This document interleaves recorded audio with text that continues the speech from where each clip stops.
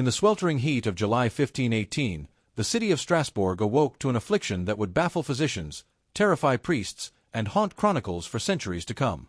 It did not come with fever, nor with plague boils, nor with the blackened fingers of gangrene. No, this illness arrived with music no one could hear, yet hundreds would follow. It began with a single woman. Her name, recorded in the city's archives, was Frau Trophia. On the morning of July 14th, she stepped into the narrow street outside her home, not with basket or broom, but with arms flung wide and feet stamping against the cobblestones. She danced. At first, her neighbors laughed, thinking perhaps she had drunk too much wine or sought to mock the strolling minstrels who sometimes entertained the district. Yet as the sun climbed high and her movements showed no sign of tiring, their laughter gave way to concern. By evening, sweat drenched her dress, and her feet bled from the relentless pounding. Still she danced, grimacing, as if compelled by an unseen hand. The days passed, and still Frau Trophia twirled and stumbled and leapt, collapsing only to rise again, eyes glazed with exhaustion, lips trembling with murmured prayers or curses no one could decipher. By the third day, a crowd had gathered. Some tried to restrain her, but she fought like one possessed. And then something stranger happened. Others began to join her. One woman, then another, then a man, each convulsed into wild motion, spinning and stamping as though caught in a fever of the limbs.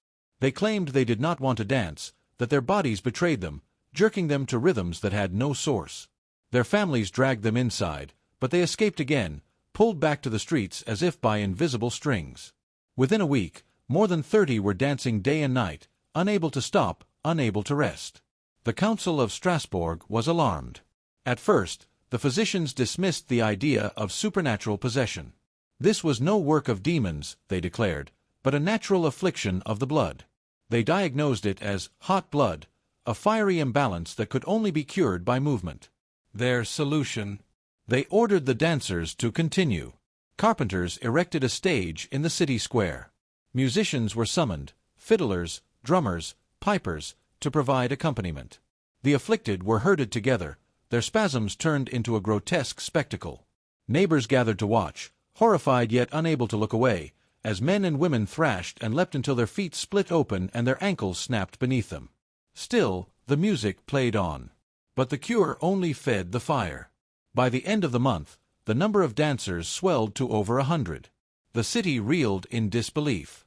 Here, in the heart of Strasbourg, under the shadow of its great cathedral, an invisible madness had turned citizens into marionettes of some cruel puppeteer. Whispers spread through taverns and marketplaces. Some muttered that Frau Trophia had cursed the town, invoking saints or spirits best left undisturbed. Others claimed the wrath of God had descended upon Strasbourg, punishment for its sins of greed and corruption. The priests urged fasting and prayer, but the council, desperate to contain the chaos, doubled down on the physicians' advice. More music. More dancing. By August, the mania had reached its zenith. Reports tell of 400 people caught in the dance. Men collapsed from strokes, women miscarried in the streets, and the elderly died with their feet still twitching. Yet even in death, their expressions bore not joy but agony, as if they had been dragged unwilling into the dance. The city smelled of sweat, blood, and fear. And then, as suddenly as it began, the council reversed its strategy. The endless music was silenced. The stages dismantled. The priests reclaimed authority, declaring that the only cure lay not in rhythm but in repentance. Pilgrimages were ordered to the shrine of Saint Vitus, patron saint of dancers and epileptics, in the nearby town of Saverne. The afflicted were loaded onto wagons, their limbs still jerking in involuntary spasms, and carried to the chapel. There, with candles burning and incense choking the air, the clergy pressed relics to their skin, chanting prayers to expel the madness. Some were cured. Others never returned. What truly happened in Strasbourg that summer remains a mystery. Was it mass hysteria, born of hunger and fear in a city racked by famine and disease? Was it ergot poisoning, bread tainted with mold that twisted the mind with visions and spasms? Or was it something older, darker, some pagan curse that clung to the land long before the cathedral stones were laid? The chronicles end abruptly, as though the city wished to forget.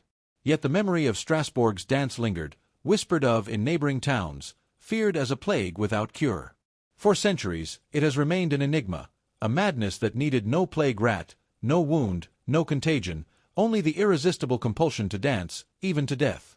As the weeks dragged on, the dancing plague only grew more chaotic. Chroniclers of the time noted that by mid-July, dozens of citizens were caught in the frenzy, their bodies jerking and swaying, their faces twisted in exhaustion, yet unable to stop. Mothers left their children, artisans abandoned their workbenches, and merchants deserted their stalls to join the strange procession. It was as if an unseen hand had taken hold of their limbs, compelling them to move against their will. What began as curiosity for many soon became horror. Neighbors watched friends collapse to the cobblestones, blood dripping from their noses, sweat soaking their garments.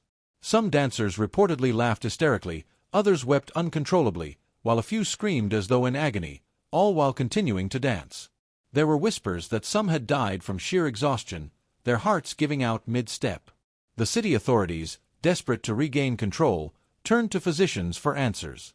But the medical knowledge of the 16th century was deeply rooted in theories of humors and divine punishment. The prevailing explanation was hot blood, a fever of the mind and body that could only be released through more dancing. Rather than stop the afflicted, magistrates ordered that music be played to encourage the frenzy. A stage was erected in the marketplace. Musicians were hired, drummers, pipers, fiddlers, who reluctantly performed as the afflicted citizens twirled and collapsed before them. Even professional dancers were brought in, meant to guide the convulsing mob in hopes that structured movement would cure their ailment. But the opposite occurred. The music only fueled the plague. The square of Strasbourg became a grotesque festival of madness. Flutes shrieked, drums pounded, and dozens of half-dead townsfolk staggered and leapt to rhythms they could not resist. Onlookers began to panic. Was this God's punishment for sin? Or the work of the devil himself? Some priests warned that the dancers were possessed, their bodies marionettes for demonic forces. Others argued it was divine wrath for greed, lust, and heresy. Pilgrimages were proposed, relics of saints were paraded through the streets. Yet nothing eased the curse. The dancers kept moving. The Strasbourg Council, increasingly alarmed, attempted to isolate the afflicted. They transported groups of dancers to the shrine of Saint Vitus, the patron saint often associated with epilepsy and nervous disorders, believing his intercession could cure them. At the chapel in Saverne, dancers were placed in special red shoes and led around the altar, offerings laid before the saint's image. But many returned still afflicted, stumbling back to the streets, compelled once more to dance.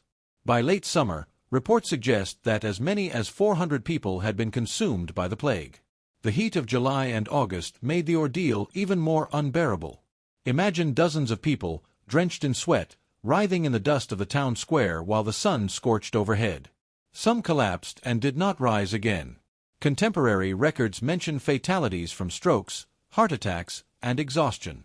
Yet the survivors rose again and again, as though bound to an invisible rhythm.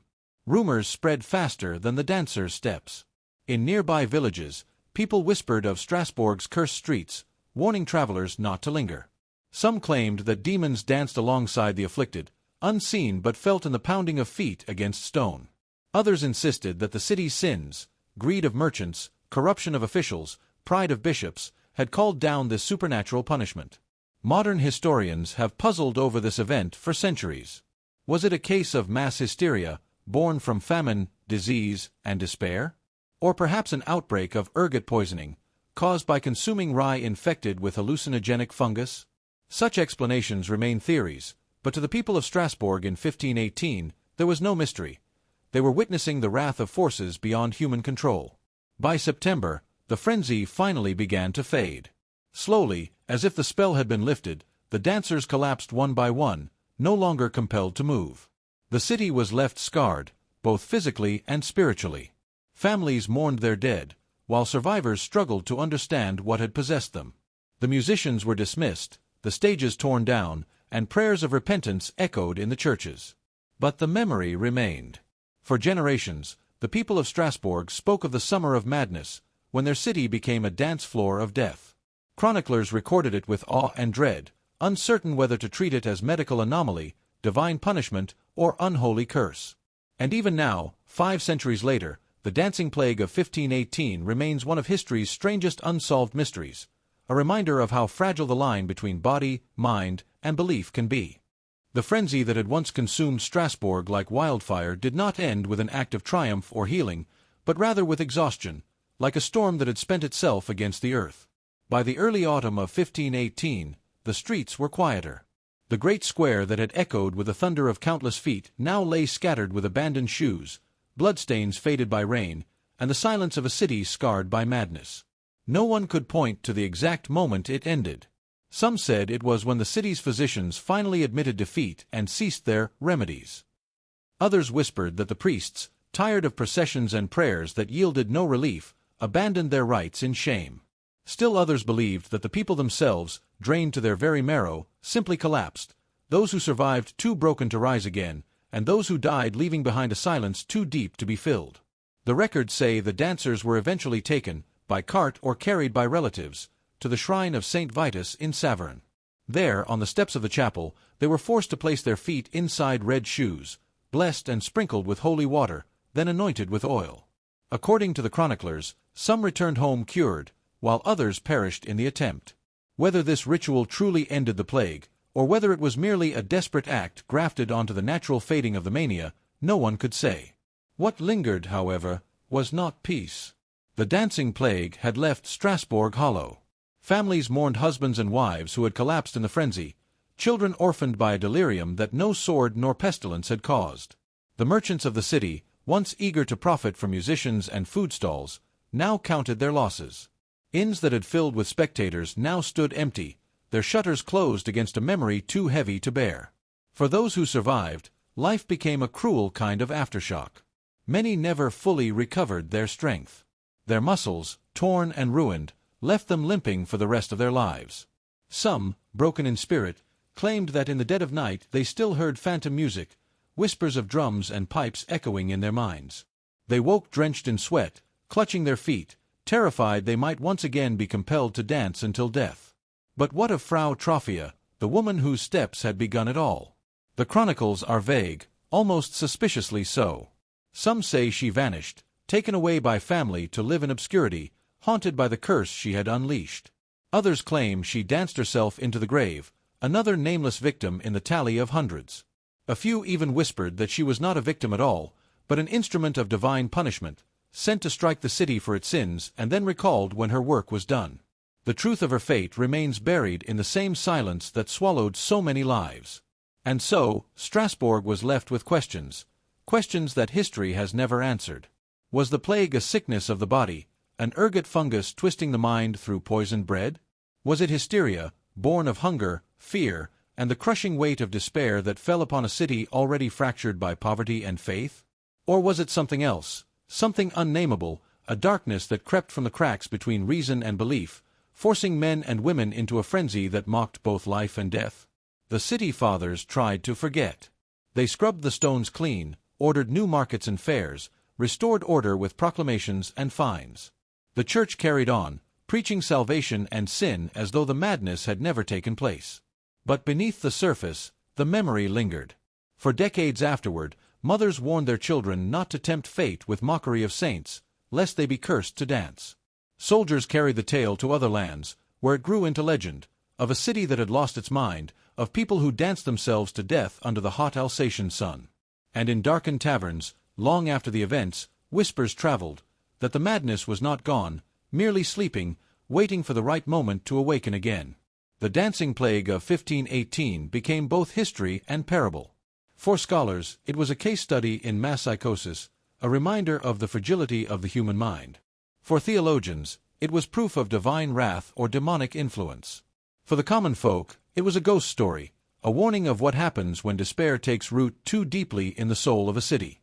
And yet, beyond the explanations, beyond the rationalizations, there remains something irreducible, something terrifying, the image of hundreds of people in the heart of a prosperous city, suddenly seized by the same wild compulsion, dancing without music, without joy, without end. A madness that spread not through touch or blood, but through sight, through spirit, through something in the air itself. A madness that consumed men, women, and children alike, until death itself became the only rest. Even now, 5 centuries later, historians debate, doctors theorize, and storytellers weave their versions of the tale. But for those who lived and died in Strasbourg in that cursed summer, no theory was needed. They knew only what they saw. The dust rising from the square. The sound of feet striking stone. The cries of exhaustion drowned out by endless, merciless motion. And the look in the dancers' eyes that no longer saw the world around them, but only some invisible, irresistible rhythm, pulling them deeper into the abyss. That was the true horror of 1518. Not just death, not just madness, but the revelation of how fragile the line is between order and chaos, between community and ruin, between the silence of an ordinary day and the thunder of 1,000 damned feet. And though the dancing finally ceased, the memory never did. Because once, in the city of Strasbourg, the people danced with Death himself. And for a season, Death led.